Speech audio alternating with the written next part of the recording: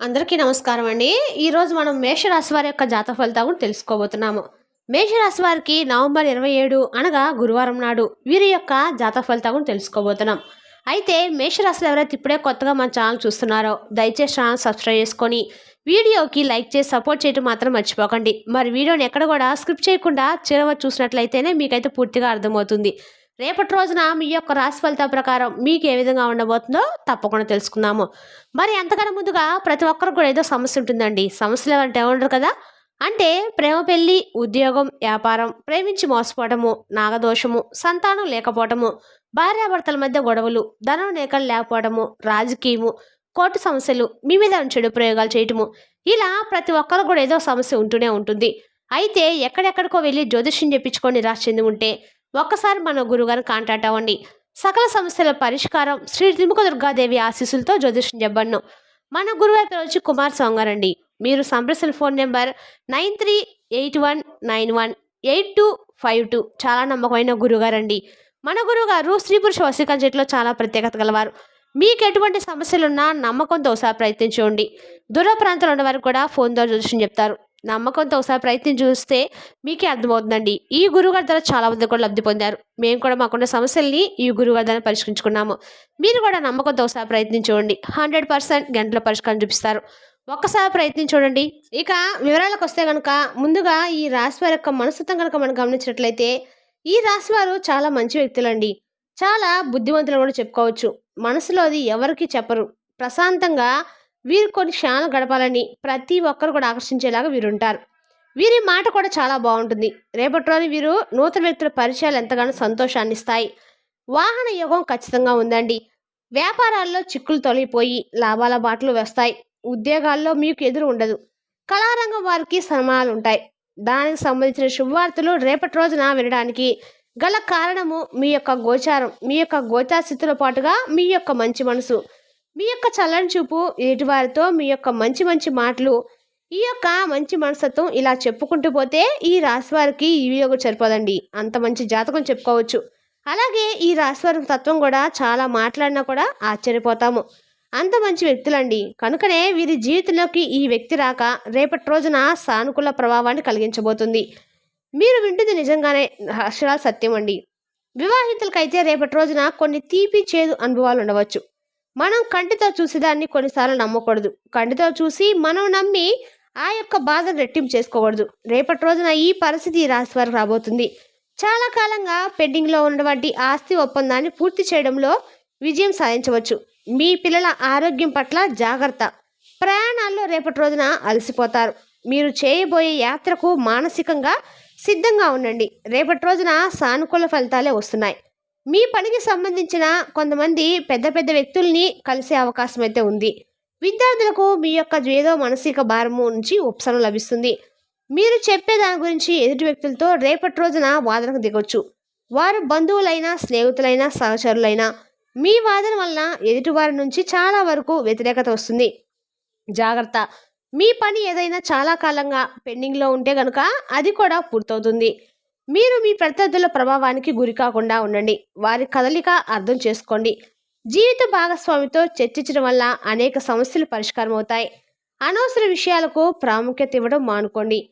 మీ పని స్థిరంగా ఉంటుంది. దినసరి వేతనాలు సంపాదించే వారి ఆదాయంలో ఖచ్చితంగా పెరుగుదల ఉంటుంది. శత్రువుల హాని కలిగించడానికి ప్రయత్నిస్తున్నారు. కావున రేపటి రోజు జాగ్రత్తగా వ్యక్తిగత కార్యకలాపాలతో పాటుగా ఇతర పనుల్లో కూడాను తోడ్పాటును కొనసాగిస్తారు.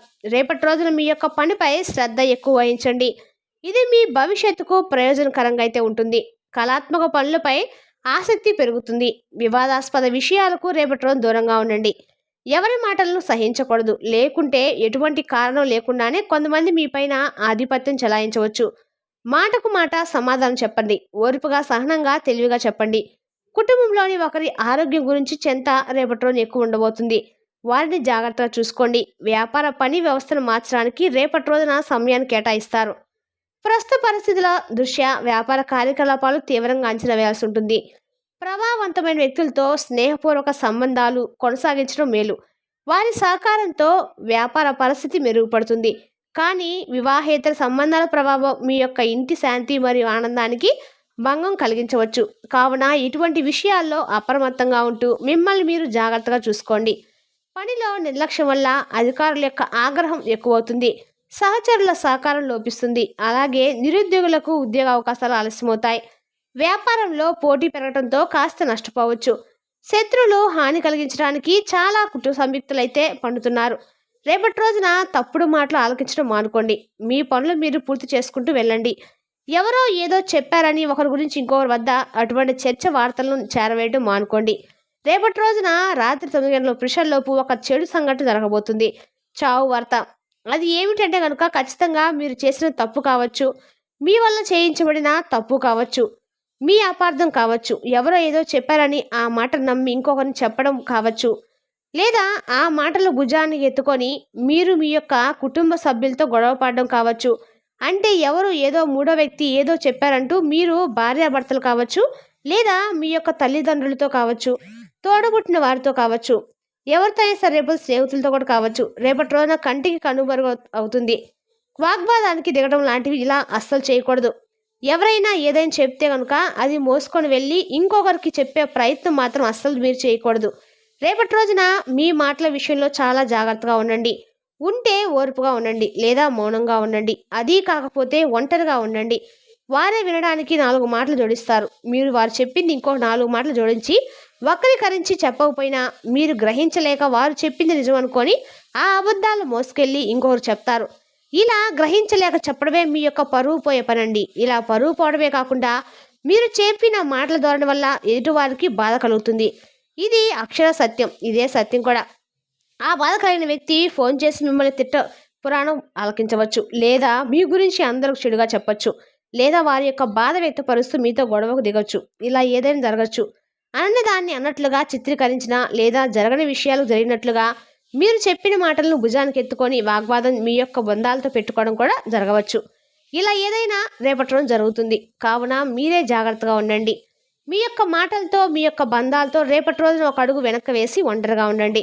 ఖచ్చితంగా రేపటి రోజున శివారాధన చేసుకోవడం మాత్రం మంచిది. మీకు మేలు కలుగుతుంది. నిత్యం శివారాధనతో పాటుగా హనుమాన్ చాలీసును కూడా పఠించండి. మానసిక స్థైర్యం పెరుగుతుంది. రేపటి రోజున ఖచ్చితంగా కూడా ఎక్కడైనా సరే దత్తాత్రేయ స్వామి యొక్క గుడి ఉంటే ఖచ్చితంగా, అంటే సాయిబాబా గుడి ఎక్కడున్నా కూడా అక్కడ దత్తాత్రేయ స్వామి గుడి ఖచ్చితంగా ఉంటుందండి. సాయిబాబా గుడిలో ఎక్కడో మూలనైనా సరే దత్తాత్రేయం యొక్క విగ్రహం పెడతారు. ఆ చోటకెళ్ళి నానబెట్టిన శనగల్ని మాలగా గుచ్చి, అంటే 21, 108 ఇట్లా ఎవరి స్తోమతలను బట్టి మాలగా గుచ్చి నానబెట్టిన శనగల్ని స్వామి వారికి దత్తాత్రేయ స్వామికి సమర్పించడం ద్వారా మీకు ఆర్థికంగా అన్ని రకాల కూడా అడ్డుగా ఉన్న పనులు ఏమైనా జరగకపోతున్నా కూడా అన్ని రకాల కూడా అనుకూలంగా వస్తాయి. మరి తెలిసినా కాండి ఈ రాశి వరకు జాతక ఫలితాలను తిరిగి రేపటి వీడియోలో మళ్ళీ కలుసుకుందాం. Thank you for watching.